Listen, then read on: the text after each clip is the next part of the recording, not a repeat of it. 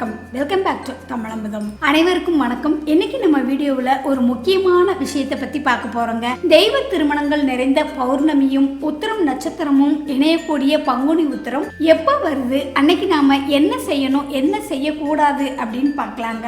2026ஆம் ஆண்டு பங்குனி உத்திரம் ஏப்ரல் 1ஆம் தேதி புதன்கிழமை அன்னைக்கு வருது. உத்திரம் நட்சத்திரம் மார்ச் 31ஆம் தேதி மதியம், அதாவது இன்னைக்கு மதியம் 3:20 ஆரம்பமாகுதுங்க. ஏப்ரல் 1ஆம் தேதி மாலை 4:17 முடிவடையுது. அதனால ஏப்ரல் 1ஆம் தேதி காலை பிரம்ம முகூர்த்தத்திலேயே நம்ம வழிபாட்டை தொடங்கலாம்.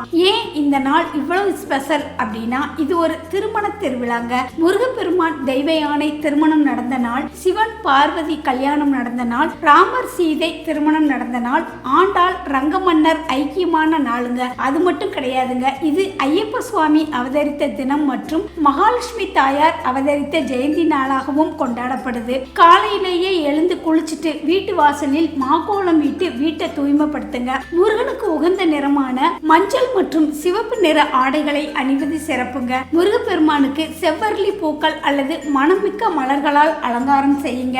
சர்க்கரை பொங்கல் பாயாசம் அல்லது பால், தேன், திணை மாவு போன்றவற்றை படைக்கலாம். ஓம் சரவணபவ அல்லது ஓம் நமச்சிவாயா என்கிற மந்திரத்தை சொல்லலாங்க.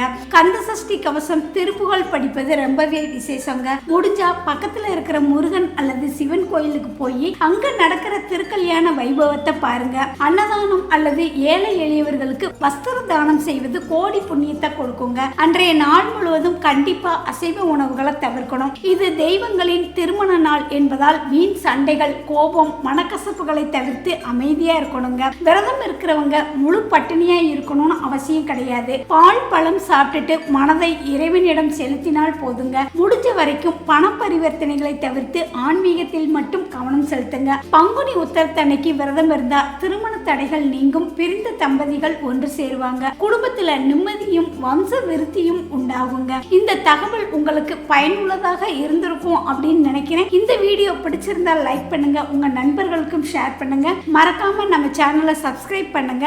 எல்லோருக்கும் இனிய பங்குனி உத்தர நல்வாழ்த்துக்கள். ஓம் நமச்சிவாயா.